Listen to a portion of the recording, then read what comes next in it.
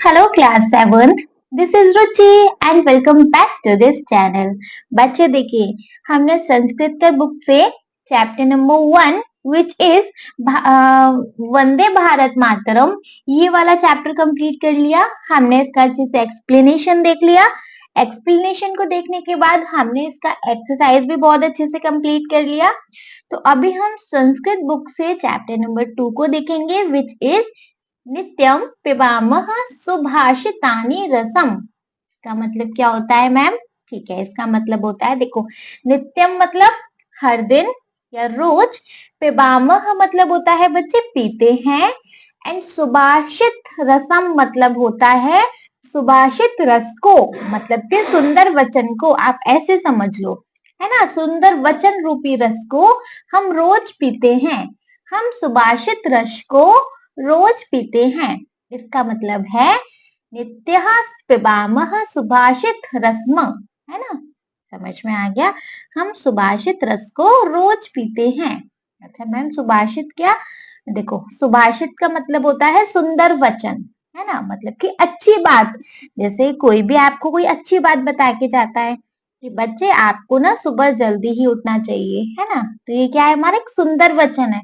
कोई भी आपको महान पुरुष, महान क्या मतलब कोई भी आपसे बड़ा आपको कुछ अच्छी बात बताता है जिस बात से आपका जीवन बदल सकता है ना, जिस अच्छी बात के ऊपर चलकर आपका जीवन बदल सकता है, तो वही होती है सुभाषित बात, है ना, मतलब सुंदर वचन।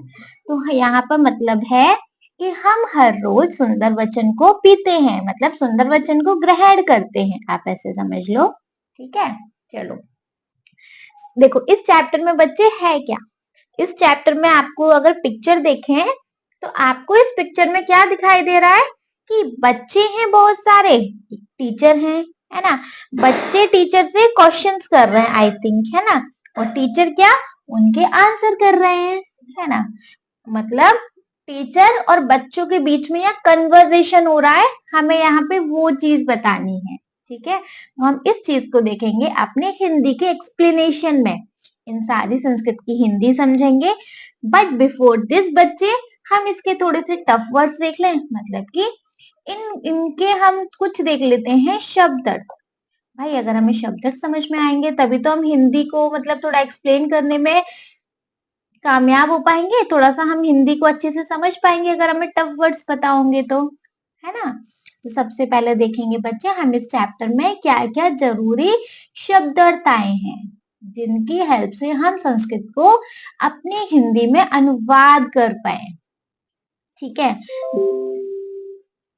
ठीक है, देखो यहाँ पे बच्चे शब्द अर्थ है, एक तरफ शब्द लिखे हुए हैं उसके पास में उसका अर्थ लिखा हुआ है। देखो एक तरफ शब्द के बाद ये सारे अर्थ ही हैं, लेकिन अर्थ अलग अलग लैंग्वेज में, जैसे अर्थ हमारा संस्कृत में भी दिया हुआ है, अर्थ हमारा हिंदी में भी दिया हुआ है, अर्थ हमारा इंग्लिश में भी दिया हुआ है, और अगर आप किसी और भाषा को समझते हैं वो आपकी मातृभाषा है तो आप उसमें प्लीज फिर उसे नोट डाउन कर लीजिएगा। ठीक है, देखो सबसे पहले हमारे पास है उत्थाय। उत्थाय मतलब होता है बच्चे खड़े होकर, है ना, उत्थाय का मतलब क्या होता है, खड़े होकर। नेक्स्ट प्रेरकः। प्रेरकः का मतलब होता है बच्चे प्रेरित करने वाला, प्रेरित करने वाला। ठीक है, थर्ड है हमारे पास नैतिकः। नैतिकः मतलब होता है बच्चे नैतिक। ठीक है, वपुषा। वपुषा का मतलब क्या होता है बच्चे, शरीर से। ये सारे वर्ड्स को अच्छे से यही याद करके जाएंगे क्योंकि जब हम हिंदी एक्सप्लेन करेंगे वहां पे जब हम संस्कृत को हिंदी में कन्वर्ट करेंगे तो भाई याद होना जरूरी है ना। ठीक है, नेक्स्ट है हमारे पास सम्मानम। सम्मानम मतलब बच्चे क्या होता है, आदर। ठीक है, नेक्स्ट हात्वः।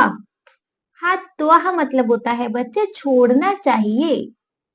हात्वः मतलब होता है छोड़ना चाहिए। भूतिम। भूतिम मतलब ऐश्वर्य। तंद्रा। तंद्रा मतलब होता है बच्चे कर्महीनता, मतलब कि आपको थोड़ा सा आलस वगैरह नहीं आता, काम को करने से कोई भी चीज अगर रोक रही है तो कर्महीनता उसे बोलते हैं। दीर्घ सूत्रता, दीर्घ सूत्रता मतलब होता है बच्चे कार्य को आगे टालने की प्रवृत्ति, प्रवृत्ति या आदत, आप ऐसे कर लो। मतलब हमारे अंदर एक आदत होती है ना, जैसे कोई काम आपको दिया मम्मा ने कि आप ना मार्केट से एक चीज लेके आओ, आप क्या बोलोगे? मम्मी मैं थोड़ी देर बाद लेके आऊं, मेरे को ना नींद आ रही है। थोड़ी देर हो गई, मम्मी मैं और देर से लेके आऊं, देखो ना मुझे ऐसा ऐसा हो रहा है, मतलब आप 17 बहाने मार दोगे। तो ये होता है हमारा दीर्घ सूत्रता, मतलब कि कार्य को आगे टालने की प्रवृत्ति या आदत। अवरोध कहा, अवरोध कहा क्या होता है बच्चे? अवरोध कहा मतलब होता है रोकने वाले, अवरोध का मतलब होता है रोकने वाले। वाच्छति, वाच्छति मतलब होता है चाहता है या चाहती है, चाहता है या चाहती है। अब्दिह, अब्दिह मतलब होता है बच्चे जल से। भूतात्मा, भूतात्मा मतलब वो भूत की आत्मा नहीं, भूत आत्मा मतलब प्राणी जीव, हम सब भूतात्मा है ना। द्वंद्व, द्वंद्व मतलब बच्चे दुविधा, ठीक है। नेक्स्ट वर्षम, वर्षम मतलब होता है बच्चे महाद्वीप का विभाग, ठीक है। मतलब महाद्वीप को बीच में से डिवाइड कर दिया तो हो गया वर्षम, महाद्वीप का विभाग, ठीक है। संतति, संतति का मतलब होता है बच्चे संतान। नेक्स्ट है हमारे पास निपातेन, निपातेन का मतलब होता है गिरने से। नेक्स्ट है हमारे पास हेतु, हेतु का मतलब होता है कारण, हम बोलते हैं ना हम ये काम करने हेतु हमें वहां जाना चाहिए, तो हमें इस काम को करने के लिए वहां जाना चाहिए, हमारे पास कारण है, दैट इज वाई हेतु का मतलब है कारण। परिप्रच्छति, परिप्रच्छति का मतलब होता है बच्चे विनय से पूछता है या पूछती है। नेक्स्ट है हमारे पास उपाश्रयति, उपाश्रयति का मतलब होता है पास जाता है या जाती है। संगति, संगति मतलब संग। तुष्यंती, तुष्यंती होता है बच्चे संतुष्ट होते हैं। तो तुष्यंती का मतलब होता है संतुष्ट होते हैं। रिपुह, रिपुह मतलब होता है वैरी, वैरी कह लो या दुश्मन कह लो, है ना। रिपुह मतलब वैरी, वैरी दुश्मन, हमारा एनिमी, ठीक है। पुण्यम, पुण्यम होता है, पुण्य क्या होता है? हमारे अच्छे कामों का फल, है ना। और पाप क्या होता है? हमारे बुरे कर्मों का फल, पुण्य पाप, है ना।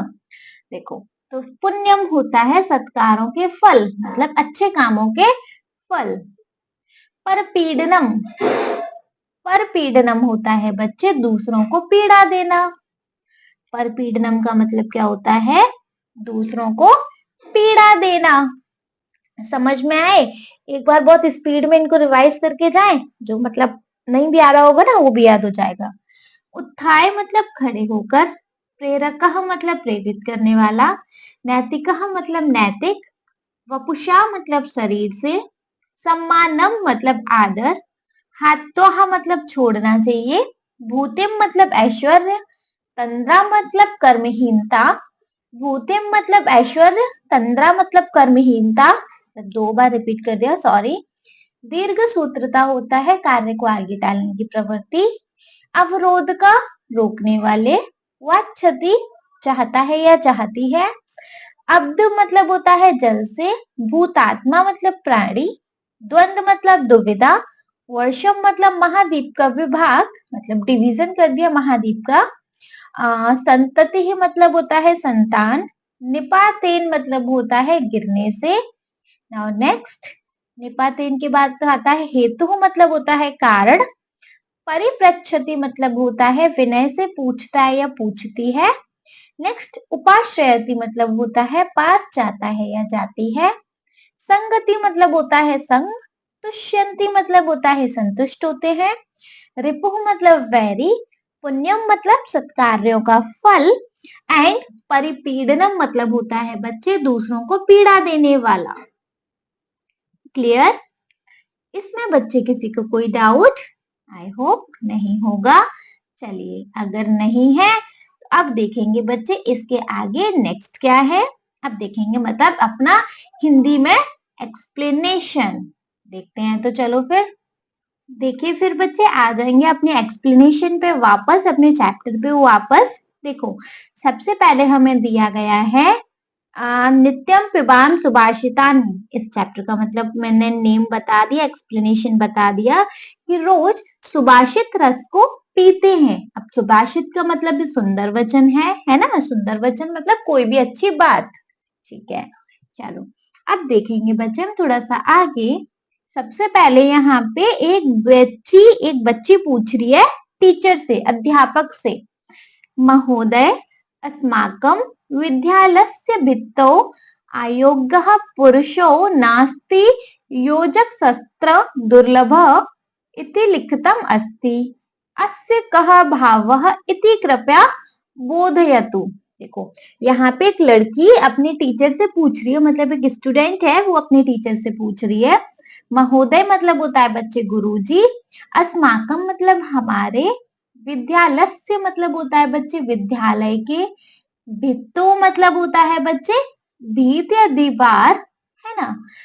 अयोग्य पुरुषो नास्ति योजक शस्त्र दुर्लभ, ये तो संस्कृत में ही है। इति मतलब इसका, लिखितम मतलब लिखा है, तो मतलब ये क्या लिखा है, लाइक ऐसे, है ना। इति लिखितम अस्ति, यह लिखा हुआ है। इति लिखितम अस्ति, यह लिखा हुआ है। अस्य मतलब इसका, कह मतलब क्या, भावः मतलब भाव या अर्थ, इति कृपया बोधयतु, इसको कृपया समझाइए। ठीक है, समझ में आया इतना मतलब। अब इतने मतलब को हिंदी में देखेंगे। अब इतने मतलब को बच्चे हिंदी में देखेंगे। देखो, एक लड़की कह रही है अपने टीचर से, महोदय हमारे जो विद्यालय है, हमारे विद्यालय की दीवार पर यह लिखा हुआ है। यह क्या, अयोग्य पुरुषो नास्ति योजक शस्त्र दुर्लभ। ठीक है, इसका क्या अर्थ है, कृपया हमें इसका अर्थ समझाइए। समझ में आया बच्चे इस लाइन का क्या मतलब है। इस लाइन का मतलब है कि एक बेटी अपने टीचर से पूछ रही है कि सर हमारे स्कूल की दीवार पर मैंने देखा था कि यह लिखा हुआ है कि अयोग्य पुरुषो नास्ति योजक शस्त्र दुर्लभ। सर यह लिखा हुआ है, इसका क्या मतलब है बताइए तो जरा। ठीक है, मतलब एक लड़की ने संस्कृत में एक श्लोक देखा होगा, दीवार पे लिखा हुआ है स्कूल की, तो वो अपने टीचर से पूछ रही है कि सर इसका क्या मतलब है। ठीक है, नेक्स्ट क्या, देखो, अब देखो, अब फिर एक लड़की और कह रही है, मान्यवर अहम अपि विद्यालयस्य परिसरे एतादृशं श्लोकम पठितवती। मतलब मान्यवर मतलब वही सेम, हमारे गुरुजी, मान्यवर, महोदय, ये सारे हम अपने टीचर को बोलते हैं इन नामों से। मान्यवर, महोदय, अहम मतलब मैं या मैंने, अपि विद्यालयस्य परिसरे, अपि मतलब बच्चे मैंने भी, विद्यालय से मतलब विद्यालय के, परिसरे मतलब परिसर में, एतादृशम मतलब इस तरह के, श्लोकम मतलब श्लोक, पठितवती मतलब पढ़ी है। तो एक लड़की कह रही है कि सर मैंने भी इस तरीके का श्लोक विद्यालय के परिसर में पढ़ा है। मतलब ये जो दूसरी लड़की कह रही है ना कि सर ये इस तरीके का जो श्लोक है वो मैंने दीवारों पे देखा था स्कूल के, वो सच कह रही है, मैंने भी देखा है सर इस तरीके का श्लोक विद्यालय के परिसर में। ठीक है, अब देखो, अब दोनों लड़कियों ने क्योंकि ये कह दिया, तो अब किसकी बारी है, अब बारी है टीचर की, कि टीचर क्या कहता है। देखो, भोशीले अस्य भावार्थ अस्ति यत अस्मिन् जगति कोऽपि अयोग्यः नास्ति।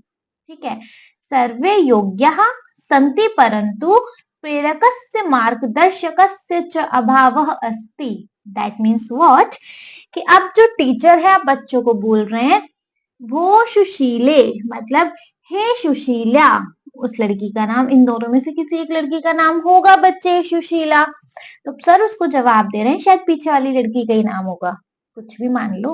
अब सर उसको जवाब दे रहे हैं कि हे सुशीला, अस्य मतलब इसका, भावार्थ अस्ति इसका अर्थ है, भावार्थ मतलब अर्थ कह लो, इसका अर्थ है यत अस्मिन् जगति कोऽपि अयोग्य।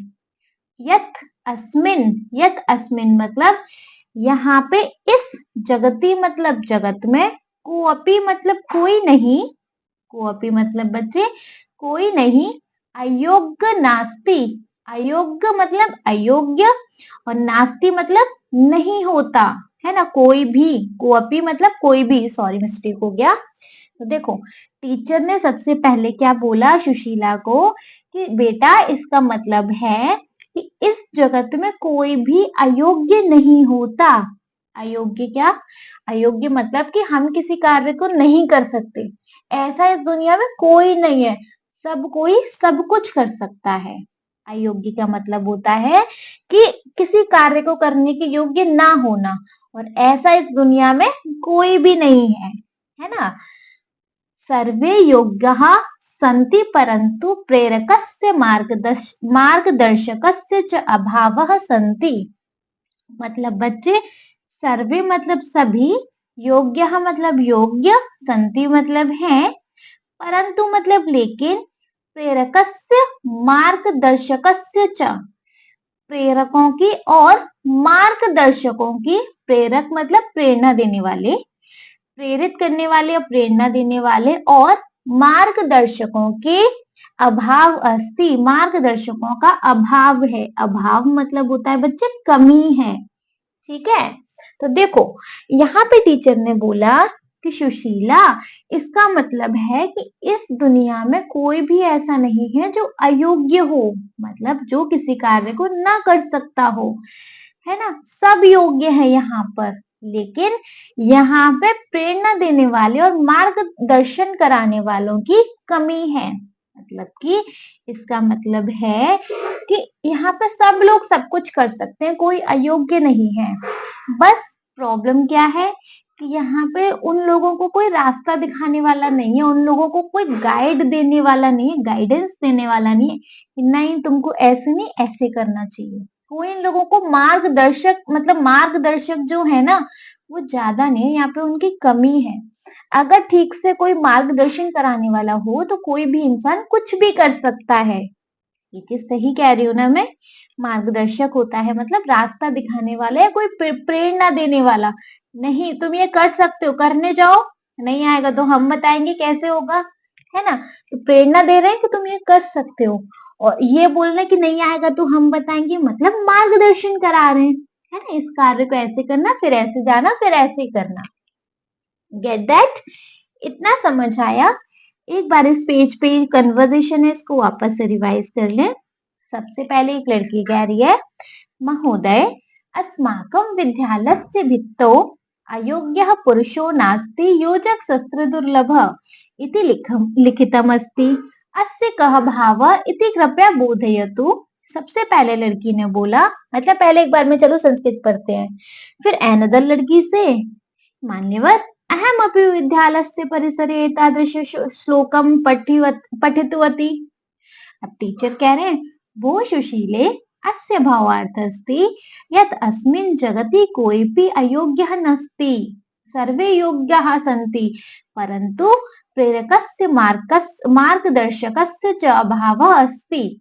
अब देखो इसका मतलब है बच्चे, देखो सबसे पहले एक सुशीला नाम की लड़की है, वो कह रही है अपने टीचर को, सर मैं ना ज्यादातर, मतलब मैंने हमारे स्कूल के एक भीत पे, एक दीवार पे यह लिखा हुआ देखा था कि अयोग्य पुरुषो नास्ति योजक शस्त्र दुर्लभ।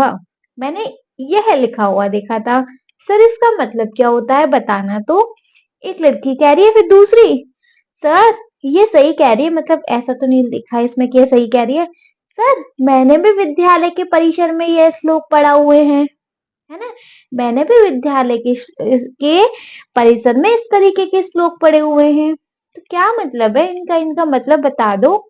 अब सर कह रहे हैं, बेटा इसका मतलब है सुशीला, इसका मतलब है कि इस जगत में कोई भी अयोग्य नहीं है।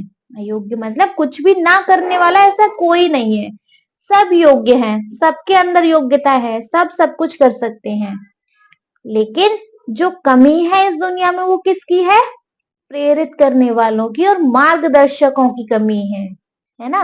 मतलब यहाँ पे कोई आपको गाइडेंस देने वाला नहीं है यहाँ पे। नहीं तो सब कोई सब कुछ कर सकता है। ठीक है, चलो नेक्स्ट है बच्चे हमारे पास। बच्चे देखिए हमारे पास नेक्स्ट है, वापस से टीचर कह रहे हैं रमे एतानि सुभाषितानि सन्ति अस्माकं चिंतन विकासाय एव एतानि सुभाषितानि विद्यालयस्य परिसरे स्थापितानि। मतलब कि जो लड़की ने बोला था ना सर इस तरीके के ना मैंने भी विद्यालय के परिसर में इस तरीके के श्लोक देखे हैं, है ना। इनका क्या मतलब है, मैंने भी ये पढ़े हैं। तो देखो अब टीचर क्या कह रहे हैं बच्चे, मतलब कि एक दूसरी लड़की ने बोला था ना सर विद्यालय के परिसर में भी इस तरीके के श्लोक मैंने कुछ इस तरीके के पढ़े हुए हैं, है ना। तो मतलब बताओ। तो अब जो है सर अब उस रमा को आंसर कर रहे हैं। सबसे पहले उसने सुशीला को आंसर किया था। सुशीला ने कहा था ना सर मैंने ये श्लोक पढ़ा इसका मतलब बताना। तो सर ने सुशीला को आंसर कर दिया था। फिर रमा ने बोला था कि सर मैंने भी इस तरीके के श्लोक पढ़े हैं अपने विद्यालय के परिसर में। अब जो सर हैं अब वो उस रमा को आंसर कर रहे हैं। रमे मतलब रमा, एतानी सुभाषितानी मतलब बच्चे, यह सब सुभाषितानी मतलब सुंदर वचन, संति मतलब है, अस्माकम मतलब हमारे, चिंतन विकासाय मतलब कि चिंतन शक्ति का विकास, है ना, एव एतानी सुभाषितानी का विकास करने के लिए यह श्लोक विद्यालय से परिसरे स्थापित हैं। ठीक है, मतलब कि अब जो है बच्चे सर कह रहे हैं कि हे रमा यह सब सुभाषितानी है। सुभाषितानी मतलब बच्चे यह सब सुंदर वचन है जो कि हमारे चिंतन शक्ति का विकास करने के लिए यह श्लोक विद्यालय के परिसर में स्थापित किए गए हैं। मतलब कि हम इनको देखें और हमारी चिंतन शक्ति का विकास हो, हम सोचें अच्छा ये ऐसा होता, मतलब कि हमारा एक तरीके से माइंड ओपन हो जाए, इन सबको देखें और फिर इन सब चीजों को हम फॉलो करें। ठीक है, तो सबसे पहले टीचर ने रमा को जवाब दिया था, रमा यह सब सुंदर वचन है और यह हमारी चिंतन शक्ति का विकास करने के लिए यह श्लोक विद्यालय के परिसर में स्थापित किए गए हैं। ठीक है, इतना हो गया। ठीक है, नेक्स्ट बच्चे, फिर नेक्स्ट क्या हुआ, अब नेक्स्ट एक लड़का बोलता है, महोदय सुभाषितानि इत्येन कहा अभिप्राय। मतलब सुभाषितानि मतलब सुंदर वचन, इत्येन मतलब इससे, कहा मतलब क्या, अभिप्राय मतलब इनका अभिप्राय है ना। तो अब बच्चे एक बच्चा बोलता है, अब मतलब दोनों लड़कियों ने पूछ लिया, दोनों लड़कियों को आंसर कर दिया। फिर अब लड़का पूछ रहा है, महोदय मतलब सर अब इस सुभाषितानी का क्या अभिप्राय है, मतलब सुभाषितानी का क्या मतलब है। ठीक है, फिर सर आंसर कर रहे हैं, वत्स मानवानां विविध मूल्यानां विकासाय श्रेष्ठ जने उक्तानि सुवचनानि एव सुभाषितानि। मतलब वत्स मतलब होता है बेटा, मानवानाम मतलब होता है मनुष्यों के, विविध मूल्या नाम है ना, तो मूल्या नाम होता है मूल्यों के, विकासाय मतलब विकास के लिए, श्रेष्ठ जने मतलब श्रेष्ठ लोगों द्वारा, उक्तानी मतलब कहे गए, सुवचनानी मतलब सुंदर वचन, मतलब हमारे जो वचन है, सुवचनानी मतलब संदेश स्वरूप, एवं सुभाषितानी का मतलब तो आपको पता है सुंदर वचन। तो अब जो है सर कह रहे हैं बेटा लोगों की अलग अलग, मतलब कि कहा है विविध मूल्य नाम है ना, तो लोगों के अलग अलग नैतिक मूल्यों के विकास के लिए श्रेष्ठ लोगों के द्वारा कहा गया सुंदर वचन ही सुभाषितानी अर्थात सुंदर वचन होता है। देखो अब इस सुभाषितानी का मतलब क्या है बच्चे, कि कुछ श्रेष्ठ लोग मतलब जो लोग होशियार है ना, उनके द्वारा कहे गए सुंदर वचन जो कि लोगों के अलग अलग नैतिक मूल्यों का विकास कर सके। मतलब किसी ने कुछ बात कही वो आपके काम आ गई, किसी ने कोई बात कही वो दूसरे के काम आ गई, मतलब लोगों के अलग अलग नैतिक मूल्यों का विकास करने के लिए, मतलब वो चीज होती है बच्चे सुंदर वचन कि हमने आपसे कुछ कहा, कोई ऐसी सीख दी जिससे आपकी जिंदगी बहुत अच्छे से बदल गई, तो वही सुंदर वचन है, वही सुभाषितानी है ना। तो हे बेटा, लोगों के अलग अलग नैतिक मूल्यों के विकास के लिए श्रेष्ठ लोगों के द्वारा कहा गया सुंदर वचन को ही सुभाषितानी अर्थात सुंदर वचन कहते हैं। ये चीज क्लियर है? वापस से रीड करेंगे। व्हाट्स नहीं, अब वापस से इसको मतलब इस पेज पे जो भी कन्वर्सेशन है उसको देखेंगे। जो रमा ने क्वेश्चन किया था उसका आंसर टीचर ने दिया कि रमे एतानि सुभाषितानि सन्ति अस्माकं चिंतन विकासाय एवं एतानि सुभाषितानि विद्यालयस्य परिसरे स्थापितानि। ठीक है, फिर लड़का कहता है महोदय सुभाषितानि इत्येन का अभिप्राय। फिर टीचर आंसर करते हैं कि वत्स मानवानां विविध मूल्यानां विकासाय श्रेष्ठ जने उक्तानि सुवचनानि एव सुभाषितानि। मतलब देखो, सबसे पहले तो कि जो रमा ने क्वेश्चन किया था उसका टीचर ने आंसर किया कि हे रमा, यह सब सुभाषितानी है। मतलब हे रमा, ये सारे सुंदर वचन हैं। और ये सारे सुंदर वचन क्यों है मतलब विद्यालय के परिसर में, कि हमारा चिंतन शक्ति का विकास करने के लिए यह श्लोक विद्यालय के परिसर में स्थापित है ना, जिससे कि हम इनको पढ़ें और हमारे चिंतन शक्ति का विकास हो। ठीक है, फिर एक बेटा पूछता है, मतलब एक लड़का पूछता है महोदय सुभाषितानी इत्येन का अभिप्राय। महोदय सुभाषितानी, इसका क्या अभिप्राय है, इसका क्या मतलब है? तो अब सर बता रहे हैं वत्स मानवानां विविध मूल्यानां विकासाय श्रेष्ठ जने उक्तानि सुवचनानि एवं सुभाषितानि। कि बेटा, लोगों के अलग अलग नैतिक मूल्यों के विकास के लिए श्रेष्ठ लोगों के द्वारा कहा गया सुंदर वचन ही सुभाषितानी है। मतलब कि सुंदर वचन है, उन वचनों को ही हम सुभाषितानी कहते हैं। That is clear? ठीक है जी, ये क्लियर हो गया। तो नेक्स्ट देखेंगे। देखो, अगेन नेक्स्ट वी हैव, अब किसी एक बच्चे ने फिर से पूछा कि श्रीमान श्रीमन सुभाषितानां पठनेन कह लाभ। एक बच्चे ने क्या पूछा बच्चे? श्रीमान सुभाषितानिन पठनेन कह लाभ, इसका क्या मतलब है? अब मतलब देखो, सर हर एक चीज का आंसर करते जा रहे हैं।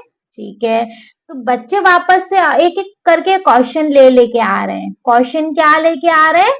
देखो, अब फिर से एक बच्चे ने क्वेश्चन पूछा कि सर सुभाषितानां पठने कह लाभ।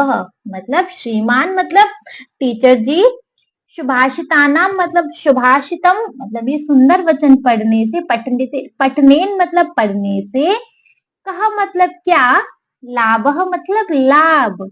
तो हे श्रीमान, सुंदर वचन पढ़ने से क्या लाभ होता है? ठीक है, अब सर बता रहे हैं ना कि सुंदर वचन पढ़ने चाहिए, ये वो है ना, कि सुंदर वचन ये होते हैं, बड़े लोग कह देते हैं जिससे कि हमारे जीवन में चेंज आए, उसको हम बोलते हैं भाई सुंदर वचन। लेकिन इन सुंदर वचन को पढ़ने का लाभ क्या है, ये सुंदर वचन क्यों है ना, मतलब ये सुंदर वचन, इनको पढ़ने का मतलब क्या है, इनको पढ़ने का लाभ क्या है? अब टीचर कह रहे हैं, मतलब अब टीचर आंसर कर रहे हैं, प्रिय सुरेश, सुभाषितानां पठनेन अस्माकं नैतिकः सामाजिकः च विकासः भवति। अस्माभिः किं कर्तव्यं किच्च न कर्तव्यम् इति सुभाषितानि बोधयन्ति। देखो, प्रिय सुरेश मतलब प्यारे बेटा, मतलब प्रिय करके से हम बात करते हैं ना, डियर करके। सुरेश बेटा, सुभाषितानाम मतलब सुभाषित मतलब सुंदर वचन, पठनेन मतलब पढ़ने से, अस्माकम मतलब हमारे, नैतिक मतलब नैतिक, सामाजिक च नैतिक और सामाजिक, विकास मतलब विकास या उन्नति, भवती मतलब होती है। प्रिय सुरेश, सुभाषितान मतलब सुभाषित वचन पढ़ने से, सुभाषितम पढ़ने से हमारे नैतिक और सामाजिक का विकास होता है। मतलब हम नैतिक और सामाजिक समझते हो ना, है ना, मोरली और सोशली, है ना। मोरली मतलब कि हम लोगों के लिए क्या अच्छा सोचते हैं, सामाजिक हम लोगों के लिए क्या अच्छा करते हैं। तो हमारे नैतिक और सामाजिक चीजों का, सामाजिकता का विकास होता है। अस्माभि हमारे द्वारा, किम मतलब क्या, कर्तव्य मतलब करना चाहिए, किच्चन कर्तव्यम क्या नहीं करना चाहिए, इति सुभाषितानि बोधयन्ति, यह सुभाषितम हमें बताता है। मतलब कि सबसे पहले अब लड़के ने पूछा है, सुरेश ने, कि सर सुभाषित पढ़ने का मतलब क्यों फायदा है। तो सर बोल रहे हैं कि देखो, सुभाषितम पढ़ने से हमारे नैतिक और सामाजिक मूल्यों का विकास होता है। हमें इससे पता चलता है कि हमें क्या करना चाहिए और क्या नहीं करना चाहिए। इतना समझ आ रहा है? ठीक है, आगे देखेंगे तो। ठीक है, इतना समझ आया। फिर क्या, फिर से एक लड़की बोलती है कि अहो वयम अपि सुभाषितानि पठितुम इच्छाम, कृपया अस्मान पाठयतु। मतलब अहो मतलब अच्छा, वयम मतलब हम लोग, अपि मतलब भी, सुभाषितानि मतलब सुभाषितम, पठितुम मतलब पढ़ने की, इच्छाम मतलब इच्छा है, मतलब कि अच्छा, हम लोग भी सुभाषितम पढ़ना चाहते हैं सर, हमारी भी इच्छा है। कृपया मतलब कृपया, अस्मान मतलब हमें, पाठयतु मतलब पढ़ाइए, कृपया हमें भी पढ़ाइए। इसकी सुभाषितम होता क्या है सर, इन लोगों ने तो देखा है, मतलब इधर उधर श्लोक, सर हमने नहीं इतना नजर किया, हमें भी जानना है सर कि ये सुभाषितम क्या होता है। ठीक है, अब सर कह रहे हैं समीचीनम तरहि वयम सुभाषितानाम रसम पिबाम। तो सर क्या कह रहे हैं बच्चे अब, समीचीनम मतलब बहुत अच्छा। ठीक है, समीचीनम मतलब बहुत अच्छा, उचित, तरही मतलब तो, वयम मतलब हम, सुभाषितानाम मतलब सुभाषितम, रस मतलब रस, पिबाम मतलब पीते हैं। मतलब अब सर कह रहे हैं बहुत अच्छा, तो चलो हम सब भी सुभाषितम रस को पीते हैं, मतलब कि सुंदर वचनों को ग्रहण करते हैं। पीने का मतलब ये नहीं ग्लास में गोला डक डक, ना ना, पीने का मतलब है इनको ग्रहण करते हैं। चलो अब हम भी सुभाषितम रस को ग्रहण करते हैं, सुंदर वचनों को ग्रहण करते हैं। यहाँ तक क्लियर है जी? ठीक है, इसके आगे देखेंगे, मतलब इसको पहले एक बार मैं रिकैप में देखें। देखो, एक लड़के ने यहाँ पे पूछा सबसे पहले, श्रीमन सुभाषितानाम पठनेन कह लाभः। ठीक है, सर ये सुभाषितम पढ़ने से क्या लाभ होता है। तो सर उस बेटे को आंसर कर रहे हैं, प्रिय सुरेश, सुभाषितानां पठनेन अस्माकं नैतिकः सामाजिकः च विकासः भवति। कि प्रिय सुरेश, सुभाषितम पढ़ने से हमारे नैतिक और सामाजिकता का विकास होता है। अस्माभिः किं कर्तव्यम, किच्चन कर्तव्यम इति सुभाषितानि बोधयति। हमें क्या करना चाहिए, क्या नहीं करना चाहिए, हमें सुभाषितानि ये समझाता है ना। मतलब कि सुंदर वचनों को जानने के बाद हमें इतना पता चल जाता है कि अच्छा ये काम करना अच्छा होता है, ये काम करना बुरा होता है, यह करना चाहिए, यह नहीं करना चाहिए। ठीक है, समझ आ रहा है? ठीक है, फिर क्या, फिर एक लड़की बोलती है, अहो वयम अभी सुभाषितानि पठनुम इच्छामः, सॉरी, अच्छा हम लोग भी सुभाषितानि को पढ़ना चाहते हैं, कृपया अस्मानः पाठयतु, कृपया सर हमको भी पढ़ाइए। तो अब सर कह रहे हैं समीचीनम मतलब अच्छा, तो बहुत अच्छा, तरह मतलब तो, वयम मतलब हम, अच्छा तो हम सब भी सुभाषितम रस को पीते हैं। समीचीनम तरही वयम सुभाषितानाम रसम पिबाम, अच्छा तो हम सब भी सुभाषितम रस को पीते हैं। ये पेज बच्चे अच्छे से क्लियर हुआ, अच्छे से समझ आ गया? ठीक है, तो बच्चे अब हम पढ़ेंगे श्लोक, मतलब सुभाषितम पढ़ेंगे अब हम। ठीक है, अब देखेंगे कि सुभाषितम एक्चुअली होते क्या हैं। ठीक है, बच्चों के वार्तालाप तो हो गए भैया, अब हम ये भी देख लें कि सुभाषितम होते क्या हैं। देखो, सबसे पहला एक श्लोक है हमारे पास, वस्त्रेण वपुषा वाचा विद्या विनयेन च वकारेः पंचभिर्यो युक्तो नरो भवति पूजितः। इसका मतलब क्या है, ये है हमारे सबसे पहला सुभाषितम। ठीक है, अच्छा मतलब जानने के से पहले ही देखना, देखो ये पदच्छेद है कि मतलब इस पद में क्या क्या शब्द आए हैं, जैसे वस्त्रेण वपुषा वाचा विद्या विनयेन च वकारेः पंचभी युक्त न भवति पूजित।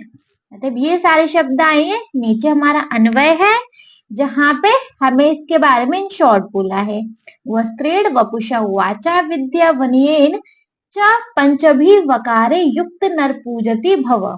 ठीक है, तो हम यहाँ से पदच्छेद और अन्वय तो नहीं पढ़ेंगे, है ना, हम श्लोक देखेंगे सबके, और ये नीचे भावार्थ है, मतलब इस श्लोक का क्या मतलब दिया हुआ है यह पढ़ेंगे। ठीक है, पदच्छेद और अन्वय को स्किप करेंगे क्योंकि यहाँ पे बताया गया है कि इसमें हमारे क्या क्या शब्द आए हैं। ठीक है, पदच्छेद और अन्वय is not necessary to us. So हम यहाँ पे देखेंगे भावार्थ, ऊपर का ये श्लोक और नीचे के भावार्थ। ठीक है, देखिए जी, सबसे पहले वी हैव वस्त्रेण वपुषा वाचा विद्या विनयेन च वकारेः पंचभिर्यो युक्तो नरो भवत पूजते। इसका क्या मतलब है, वस्त्रेण मतलब होता है बच्चे वस्त्र से, वपुषा मतलब बच्चे अंडरलाइन कर लीजिएगा जो आपको टफ वर्ड लगे प्लीज। वपुषा मतलब होता है शरीर से या रूप से, वाचा मतलब वाणी से, विद्या मतलब विद्या से, विनयेन मतलब होता है नर्मता से, च मतलब और नर्मता से। ऊपर वाली लाइन का क्या मतलब है, वस्त्र से, रूप से या शरीर से, वाणी से, विद्या से और विनम्रता से। वकारे पंच भी मतलब होता है बच्चे 5 व से शुरू होने वाले गुण। ऊपर के 5 ही तो है, वस्त्रेण एक व, वपुषा दूसरा व, वाचा तीसरा व, विद्या चौथा व एंड विनयन 5वां व। तो वकारे पंचभी मतलब बच्चे 5 व से शुरू होने वाले गुण। ठीक है, नेक्स्ट है हमारे पास युक्तो, मतलब पंचभीर युक्तो लिखा हुआ है ना, तो युक्तो मतलब युक्त, 5 व से शुरू होने वाले जो गुण हैं, युक्त नर मतलब इन सारे गुणों से युक्त, मतलब इन सारे जो ये जो सारे गुण जिस नर में होते हैं, युक्त मतलब ये सारे सम्मिलित होते हैं, नर मतलब मनुष्य, भवती मतलब होता है, पूजती मतलब होता है पूजनीय। मतलब क्या है, जिस मनुष्य के अंदर वस्त्र से मतलब वस्त्र अच्छा पहनता हो, उसमें वस्त्र पहनने का गुण हो, वपुषा मतलब शरीर से स्वस्थ हो। अब यहाँ ये नहीं है कि शरीर से क्या, शरीर से स्वस्थ हो। वाचा मतलब वाणी से मीठा हो, मधुर हो, अच्छी बात बोलता हो। विद्याय मतलब होता है बच्चे, वो मतलब विद्यावानी होना चाहिए, मतलब वो पढ़ा होना चाहिए, विद्या से गुणी हो। ठीक है, और विनयेंचा, और बच्चे बहुत विनम्र हो, बहुत अच्छे से सबसे बात करता हो। वकारे पंचभिर युक्तो, ऐसे 5 वकार जिस नर में होते हैं, वकारे पंचभिर युक्तो नरो भवती मतलब होते हैं, वह क्या होता है बच्चे, पूजित मतलब पूजनीय होता है। वह क्या होता है बच्चे, पूजनीय होता है। तो इसका क्या मतलब है बच्चे, देखो इसका मतलब है, अच्छा पहले भावार्थ पे भी आएंगे, सबसे पहले ऊपर वाले में देख लेते हैं। यह जना समुचार नहीं, इसका मतलब है बच्चे, इस श्लोक में बताया गया है एक मनुष्य को आदर तभी मिलता है, तभी वह पूजा जाता है, जब उसके अंदर ये 5 गुण होते हैं, जब उसके अंदर ये 5 गुण होते हैं। करेक्ट, इसका मतलब समझ में आ गया, 5 गुण क्या, वस्त्रेण वपुषा वाचा विद्या विनयेन, चा मतलब और, मतलब ये 4 के बाद 5वें पे और लगा देते ना, और ये वो वाला और। ठीक है, भावार्थ पे आएंगे। यह जनः समुचितानि वस्त्राणि धारति, मतलब जो जो मनुष्य अच्छा वस्त्र पहनता हो, शरीरेण स्वस्थः, शरीर से स्वस्थ हो, सदा समुधुर हितकर च वचन वदति, हमेशा अच्छे मधुर वचन बोलता हो, सर्वदा अध्ययने संलग्न भवति, हमेशा जो मतलब विद्वान हो या हमेशा पढ़ाई में रहता हो, मतलब अध्ययन करने में रहता हो, तथा और च विनम्रतया च व्यवहारित तारदश पंचभी वकारे, जो विनम्र हो, इस तरह 5 वकारों से युक्त मनुष्य ही, 5 वकार कौन से? वस्त्रम, वपु, वाक, विद्या, विनय, ये 5 वकारों से युक्त मनुष्य, इत्येते युक्त मनुष्य लोके सम्मान प्राप्तोन्नति, वह मनुष्य संसार से सम्मान प्राप्त करता है, ऐसे मनुष्य को संसार में पूजा जाता है। देखो, ऐसे ही मनुष्य का हर जगह गुणगान होता है। क्लियर है? तो बच्चे, इसका श्लोक का मतलब क्या है? वस्त्रेण वपुषा वाचा विद्या विनयेन च वकारेः पंचभिर्युक्तो नरो भवति पूजति। मतलब कि इस श्लोक में बताया गया है कि जिसमें शरीर मतलब वस्त्र पहनने का ढंग हो, शरीर से स्वस्थ हो, वाणी अच्छी हो मतलब मधुर बोलता हो, विद्या में संपूर्ण हो मतलब कि थोड़ा सा विद्वान हो, है ना, और विनम्र भी हो साथ साथ, ऐसे जिसके अंदर 5 वकार हैं, वह मनुष्य जगत में पूजा जाएगा, उसकी सब प्रशंसा करेंगे ही करेंगे। ठीक है, भावार्थ भी एक बार देख लेंगे। इसका अर्थ मतलब यही है, इसको थोड़ा एलिब्रेट करके यहाँ पे लिखा गया है। यह जना समुचितानि वस्त्राणि धरत, जो मनुष्य अच्छे वस्त्र, साफ वस्त्र, अच्छे वस्त्र का मतलब ये नहीं है बच्चे कॉस्टली थोड़ा डिजाइनर, ना ना, अच्छे वस्त्र का मतलब यहाँ पर है साफ, तो वस्त्र पहन सकता है चाहे उसके फटे ही हैं पर वो साफ तो हैं, ऐसा है ना। यह जनः समुचितानि वस्त्राणि धरित शरीरेण स्वस्थः अस्ति, सदा समुधरम हितकरं च वचनं वदति, सर्वदा अध्ययने संलग्न भवति, तथा च विनम्रतया च व्यवहारे तादृश पंचभी वकारे। मतलब जिस मनुष्य में, जो मनुष्य साफ वस्त्र पहनता हो, शरीर से स्वस्थ हो, हमेशा मधुर वाणी बोलता हो, हमेशा थोड़ा या तो विद्वान हो या हमेशा अध्ययन में लगा रहता हो, और वो विनम्र हो, ये सारे गुण अगर किसी मनुष्य में है, इन सारे 5 वकारों से युक्त, वकार मतलब 5 व आने वाले शब्द को वकार बोलते हैं, इनमें 5 व आए हैं ना, ठीक है, ऐसे 5 वकारों से युक्त मनुष्य संसार में पूजा जाता है। क्लियर है सर? क्लियर है मैम? आई नो बहुत अच्छे से क्लियर होगा, है ना। फाइन, अगर बहुत अच्छे से क्लियर है तो बच्चे नेक्स्ट देखेंगे। नाउ नेक्स्ट वी हैव षड्दोषाः पुरुषेणेह हातः भूतित्मिच्छता, निद्रा तद्रा भयं क्रोधः आलस्यम दीर्घसूत्रता।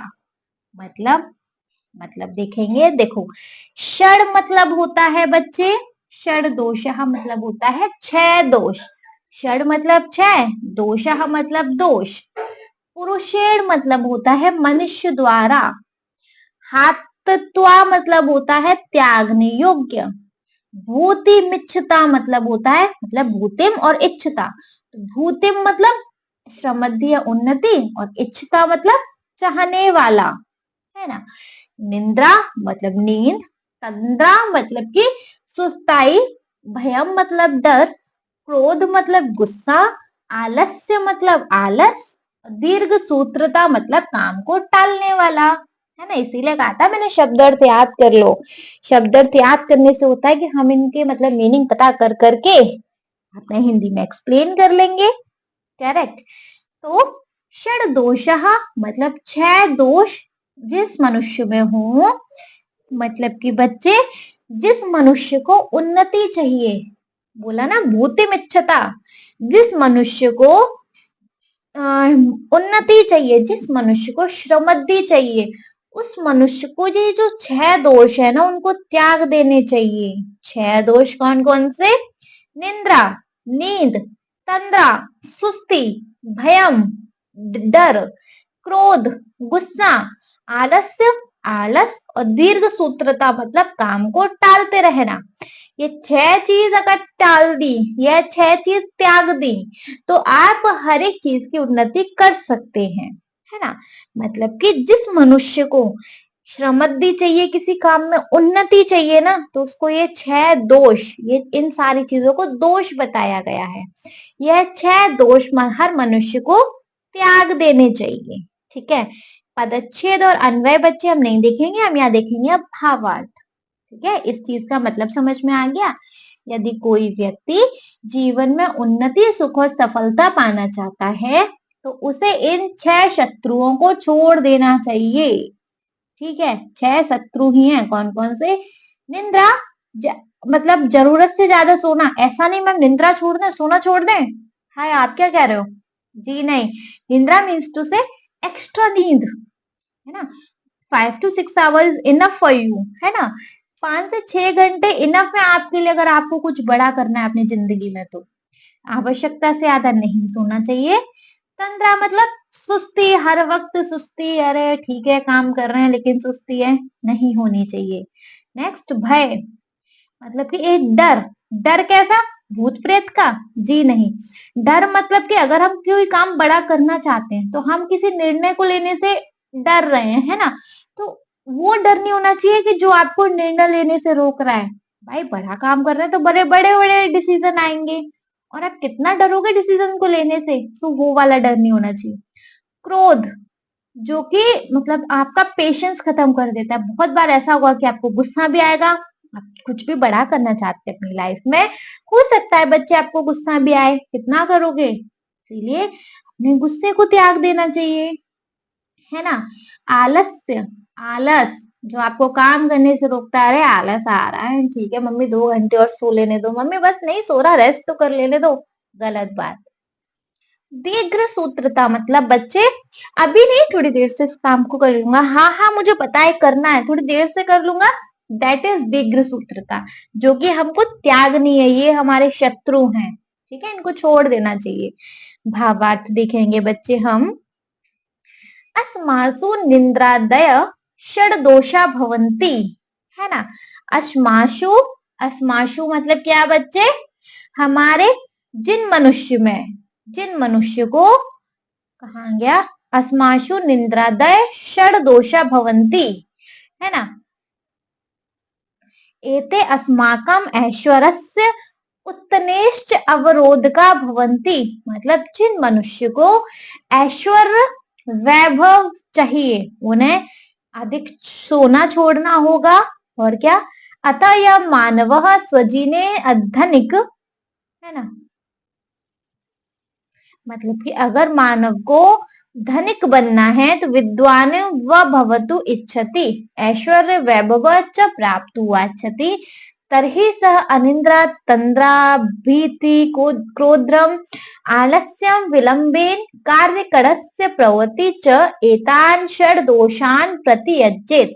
मतलब कि बच्चे इसका पूरा अर्थ ये है कि जिस मनुष्य को ऐश्वर्य चाहिए, वैभव चाहिए, किसी काम में उन्नति चाहिए, तो उसको अधिक सोना, मतलब जरूरत से ज्यादा सोना, अकर्मयता मतलब कि होता है बच्चे, अकर्मयता मतलब वही आप समझ लो कि सुस्ती टाइप, है ना। डर छोड़ना चाहिए, क्रोध छोड़ना चाहिए और आलस छोड़ना चाहिए और देर से कार्य करने की हमारी इस आदत को भी छोड़ना चाहिए। इन 6 दोषों को छोड़ देना चाहिए। क्लियर है? दोनों हमारे भावार्थ बच्चे अच्छे से समझ आए? समझ आए तो नेक्स्ट देखेंगे। नाउ नेक्स्ट वी हैव अदीर्घत्राणि शुद्ध्यन्ति मनः सत्येन शुद्ध्यन्ति विद्यात् पोभ्याम भूतमा बुद्धिर्ज्ञानेन शुद्ध्यन्ति।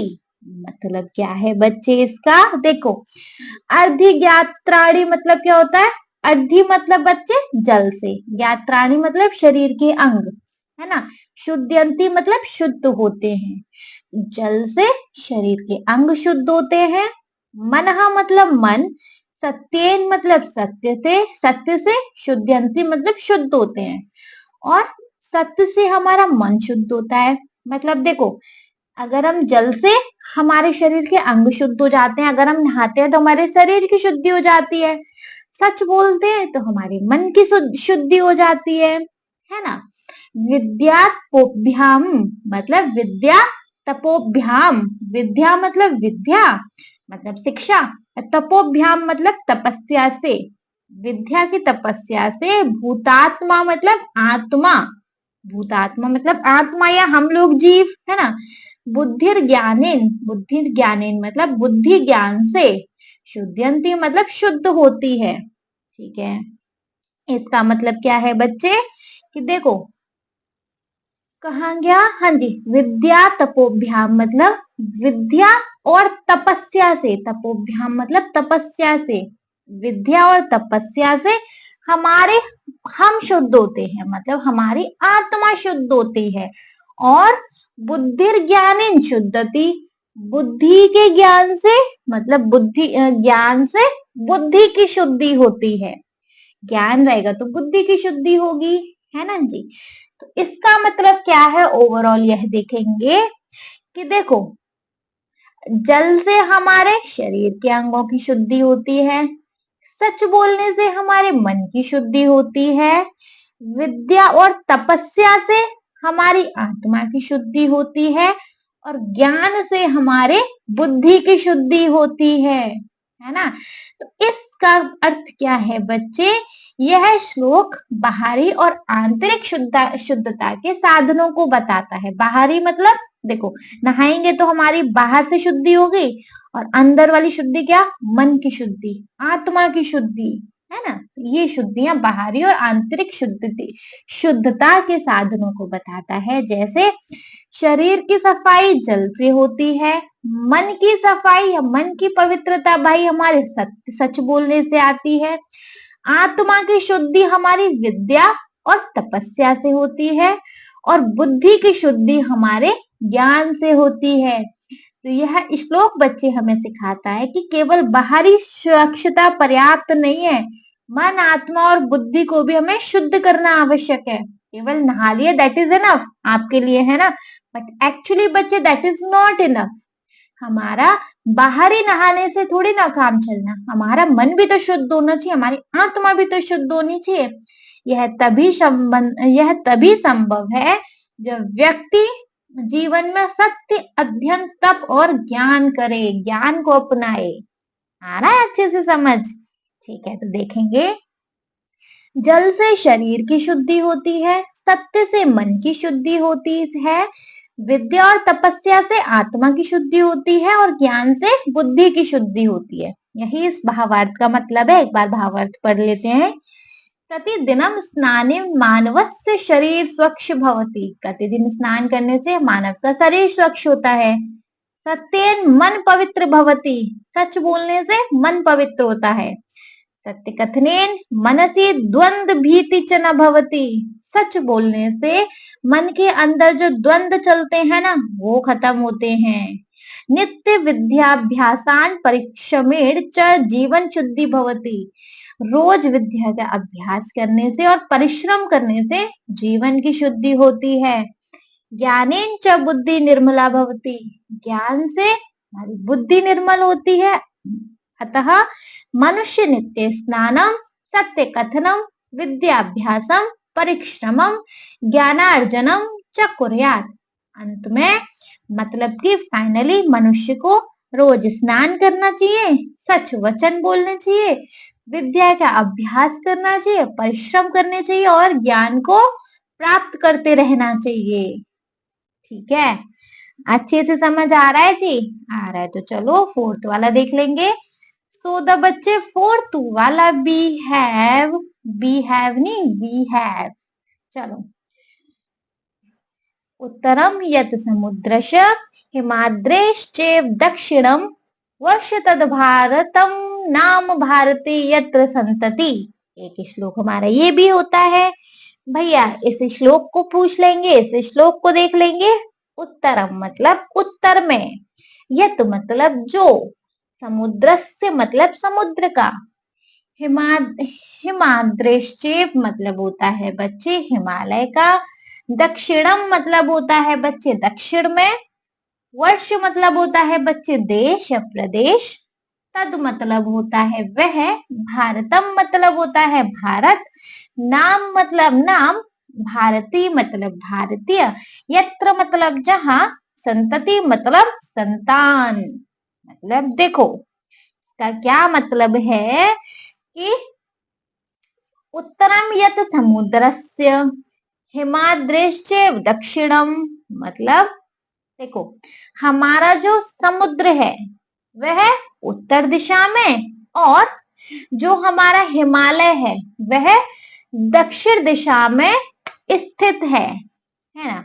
मतलब बच्चे, हमारा जो देखो भारत है वो उत्तर दिशा में, उत्तर से अगर हम देखेंगे तो हिंद महासागर से मतलब सुंदर सुशोभित है हमारा जो भारत है ना। और अगर हम दक्षिण से देखेंगे तो भाई हमारा हिमालय पर्वत है ना। तो अगर हम भारत के दक्षिण में देखेंगे तो हिमालय पर्वत है, और भारत के उत्तर में देखेंगे तो हमारा समुद्र है। समुद्र कौन सा है भाई हमारा, वहां पे हिंद महासागर है ना। तो ये दोनों स्थित हैं, और जिसका नाम बच्चे क्या है, भारतवर्ष।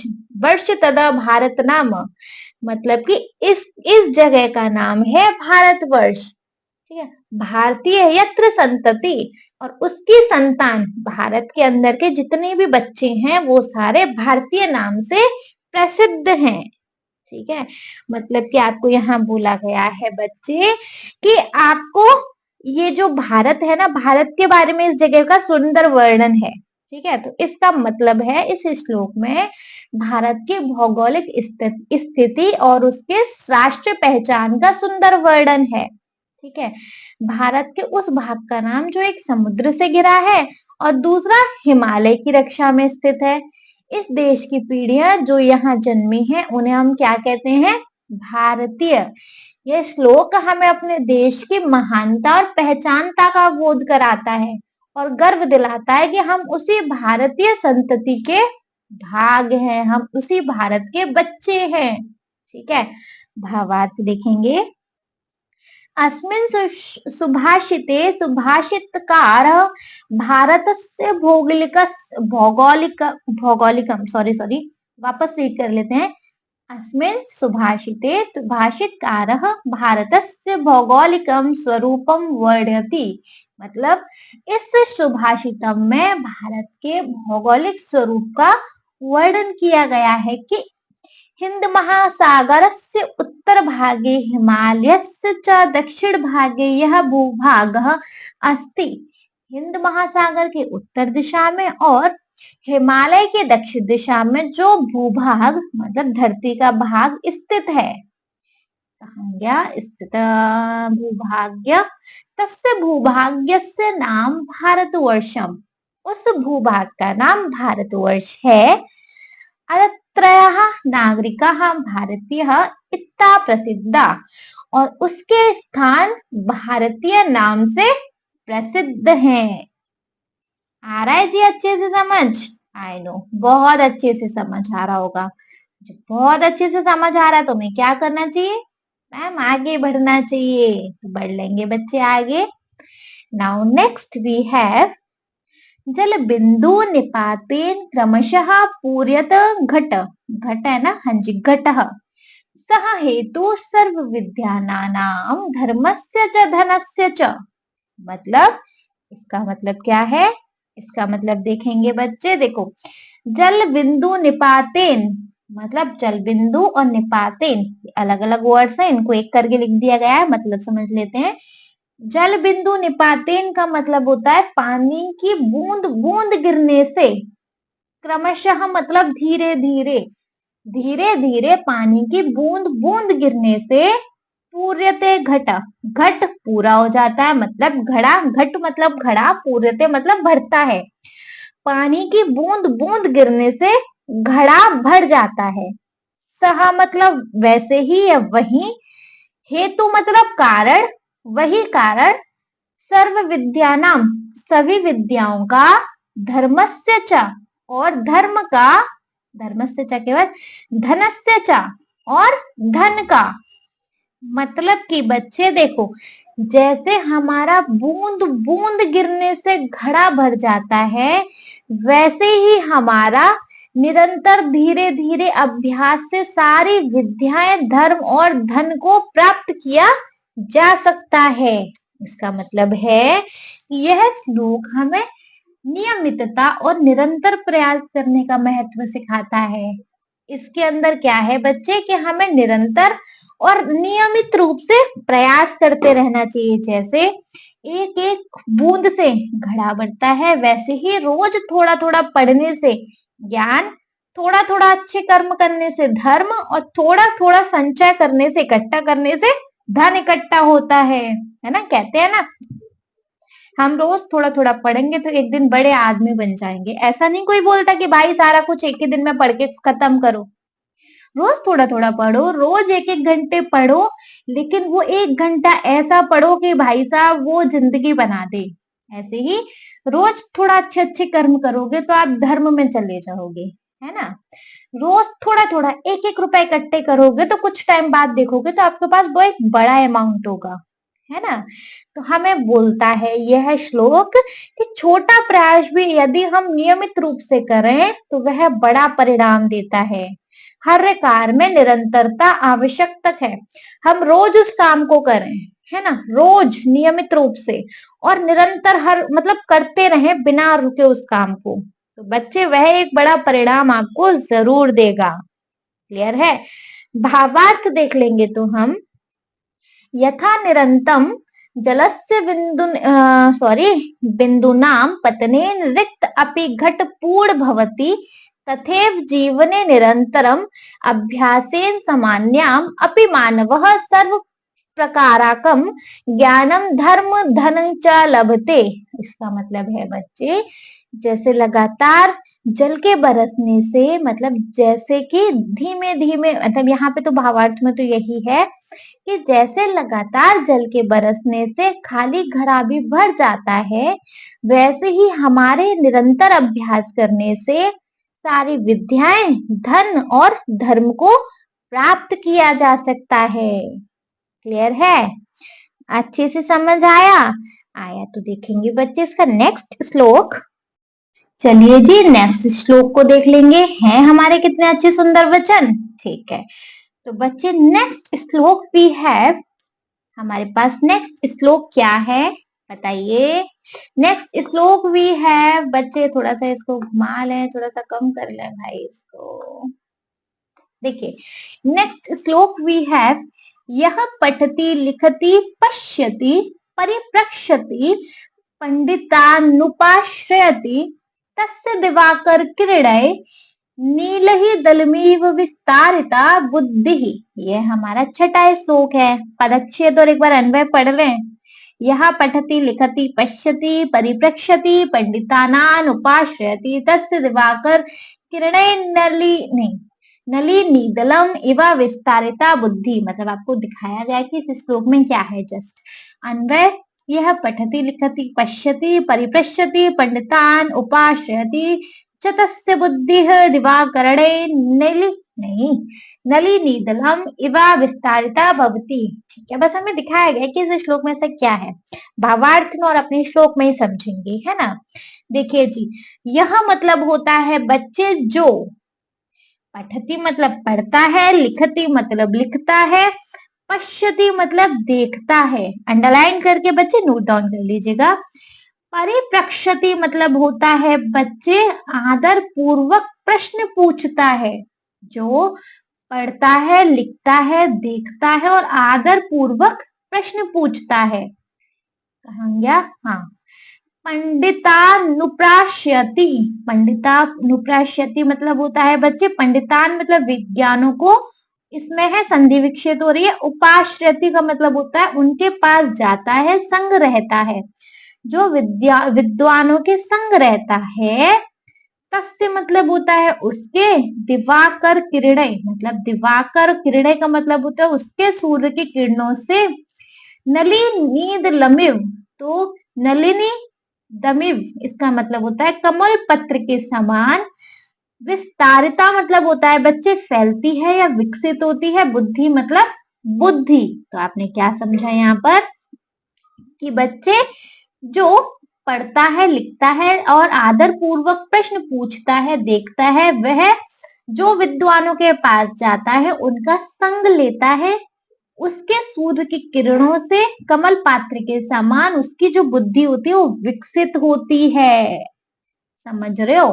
तो मतलब बच्चे इस श्लोक में क्या है कि यह श्लोक एक विद्यार्थी के सच्चे ज्ञानार्जन के मार्ग को दर्शाता है। यह एक विद्यार्थी के लिए बताता है कि केवल पढ़ना और लिखना है और ही नहीं, केवल पढ़ना और लिखना ही नहीं, देखना, जिज्ञासु होकर प्रश्न पूछना, विद्वानों की संगति, ये सभी अत्यंत आवश्यक है।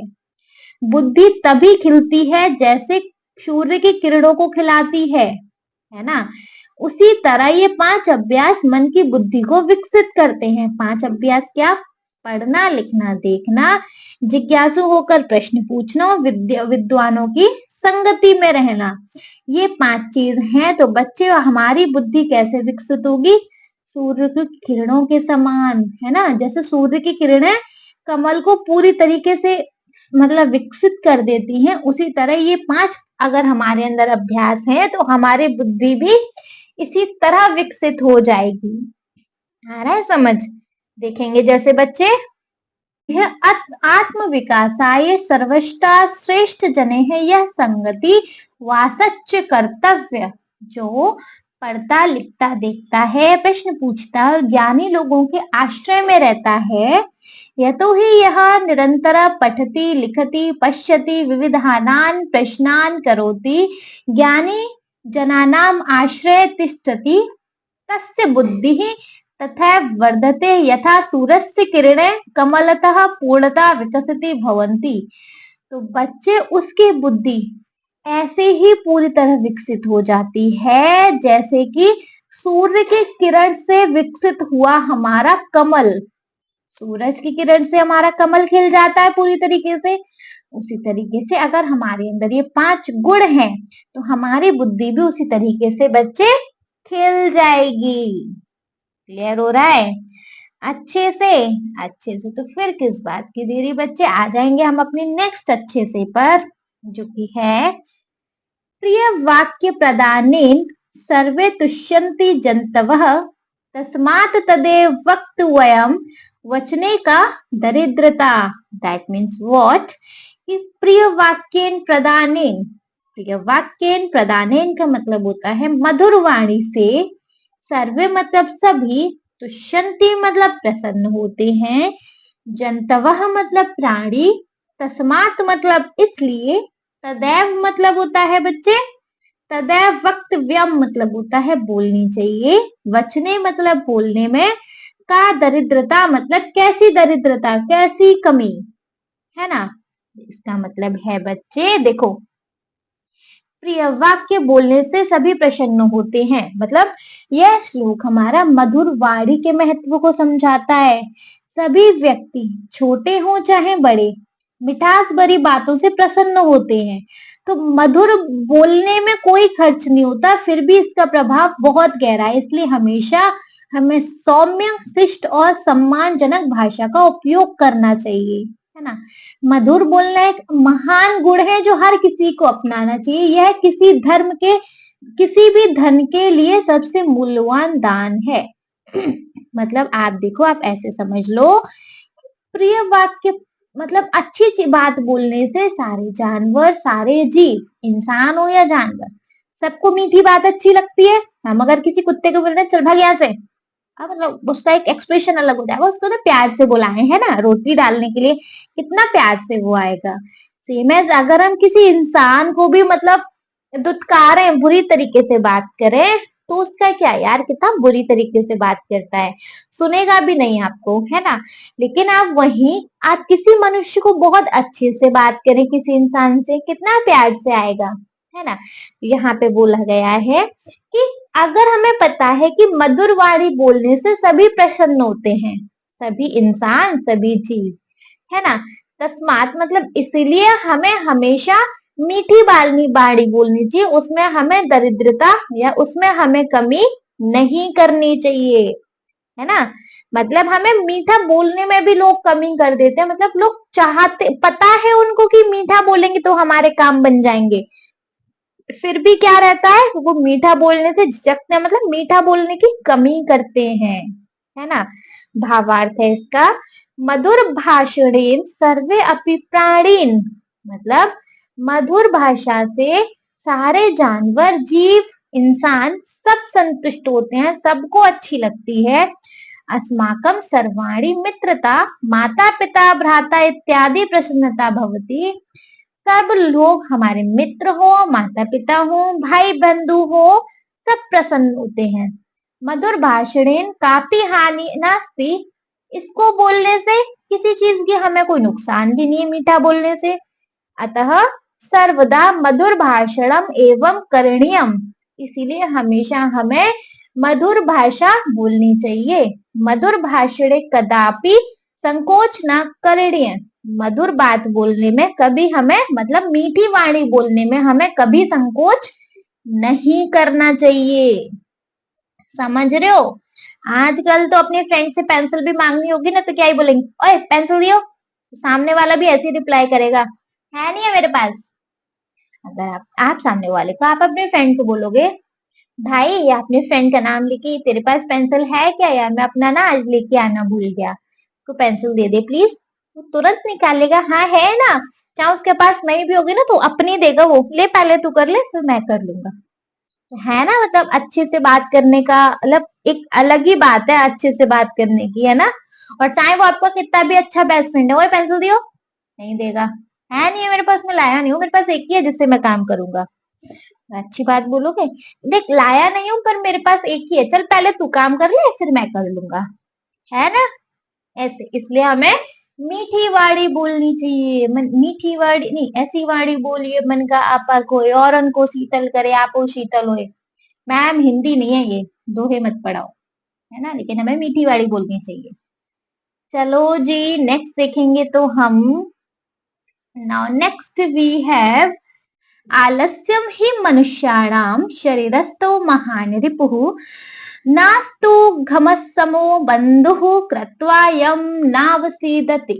मतलब मैम इसका क्या है, देखो, आलस्यम मतलब आलस, ही मतलब निश्चय ही, मनुष्याणाम मतलब मनुष्यों के लिए, शरीरस्थो मतलब शरीर में स्थित, महान मतलब बड़ा, रिपु मतलब शत्रु, है ना।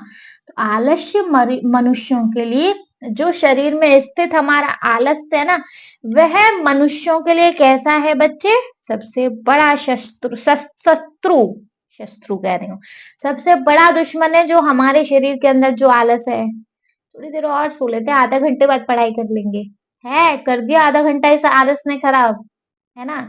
तो मनुष्यों के लिए, जो मनुष्यों के शरीर में स्थित जो आलस है ना, वो सबसे बड़ा उनका शत्रु होता है। नासस्तु घम समो वंदु, इसका मतलब मैम क्या है, नासस्तु घमो वम संधु, नासस्तु घम समो वंदु कृत्वा य नावसी दति, मतलब क्या है बच्चे इसका, वंदु मतलब मित्र, कृत्वा मतलब करके, या मतलब जिससे न अवसिदति मतलब वह कभी दुखी नहीं होता, या वह कभी दुखी नहीं होता। नासस्तु घम समूह का मतलब होता है एक तरीके से परिश्रम करके, है ना, परिश्रम जैसा बंधु। नासस्तु घम समूह का मतलब होता है परिश्रम जैसा बंधु, मतलब मित्र, मतलब कि परिश्रम के समान मित्र हमारा कभी कोई नहीं होता। जो इंसान परिश्रम करते हैं ना, परिश्रम करने वाला व्यक्ति बच्चे कभी दुखी नहीं होता। जैसे समझो आप बच्चे, देखो, मनुष्य के शरीर में रहने वाला आलस्य उनका सबसे बड़ा शत्रु है, और परिश्रम जैसा मित्र कोई अन्य मित्र नहीं होता, परिश्रम जैसा दूसरा कोई अन्य मित्र नहीं होता, क्योंकि परिश्रम करने वाला इंसान कभी दुखी नहीं रहता। इसका बच्चे भावार्थ क्या है, यह श्लोक आलस्य और परिश्रम की तुलना करता है, मतलब इस श्लोक में आलस और परिश्रम के बारे में बताया गया है कि आलसी मनुष्य, मतलब आलस्य जो मनुष्य के भीतर बैठा हुआ है, छुपा हुआ है, लेकिन खतरनाक शत्रु है। यह किसी भी उन्नति को रोक देता है। तो आलस करते रहो। तुम अगर आज पेपर में पास भी होने वाले होंगे ना, बहुत बहुत अच्छे नंबर से, कम नंबर आएंगे क्योंकि तुम आधा घंटे ज्यादा सोए हो। और परिश्रम, मेहनत एक ऐसा मित्र है, एक ऐसा साथी है जो कभी धोखा नहीं देता। तुम अगर आज आधा घंटे ज्यादा पढ़ के गए हो ना, तो वो तुम्हारे डेफिनेटली काम आएगा। जो मेहनत करता है वह लास्ट में सफल होता ही है। चाहे राह में कितनी भी कठिनाइयां आए, चाहे तुम्हें कितनी भी नींद आ रही है, कितनी भी, चाहे पेपर कितना भी टफ है, लेकिन क्योंकि तुमने एक्स्ट्रा आधा घंटे पढ़ाई करी ना, तो तुम्हें आज एक्स्ट्रा मार्क्स लाने से कोई नहीं रोक सकता, है ना। इसका मतलब क्या है? इसका मतलब है भाई, हमें आलस्य छोड़ के परिश्रम को अपनाना चाहिए, क्योंकि परिश्रम ही सफलता ही सुख का मार्ग है, रास्ता है। फाइन में चलिए बच्चे, लास्ट सुभाषितम हमारे पास है, उसको भी फटाफट से रीड कर लेंगे। तो देखो, लास्ट सुभाषितम वी हैव अष्टादश पुराणेषु व्यवसाय वचन द्वयम परोपकारः पुण्याय पापाय परिपीडनम। इसका मतलब क्या है? अच्छा, इसके मतलब से पहले भैया हम इसके देख लेंगे कुछ पदच्छेद और अन्वय। देखे नहीं हर एक में पढ़ेंगे इसे। अष्टादश पुराणेषु व्यवसास्य वचन परोपकारः पुण्याय पापाय परिपीडनम। अन्वय है हमारा, अष्टादश पुराणेषु व्यासस्य वचन द्वयम् अस्ति परोपकारः पुण्याय परिपीडनम पापाय च भवति। ठीक है, तो अब देखो इस सुभाषितम का मतलब देखेंगे जी।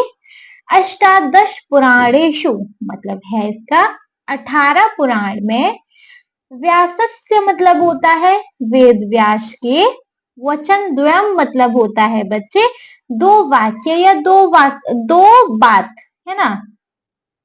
परोपकारः पुण्याय पापाय पीड़नम परिपीडनम। परोपकारः मतलब दूसरों की सहायता, पुण्याय मतलब पुण्य के लिए, पापाय मतलब पाप के लिए, दूसरों परिपीडनम मतलब दूसरों को पीड़ा देना, है ना।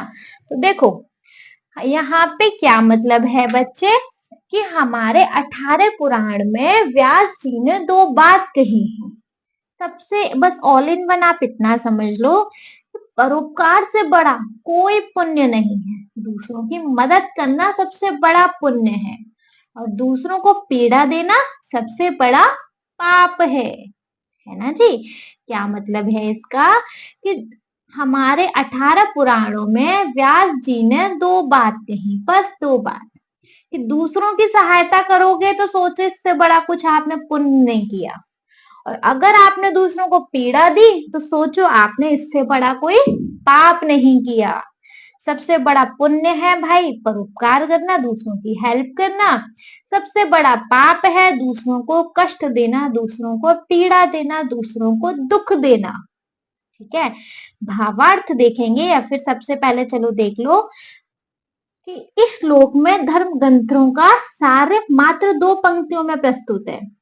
वेद व्यासी जी ने 18 पुराण में दो संदेश दिए, उसका मुख्य सार यही है कि परोपकार, दूसरों की भलाई करना पुण्य है, और दूसरों को पीड़ा देना पाप है। पीड़ा मतलब दुख।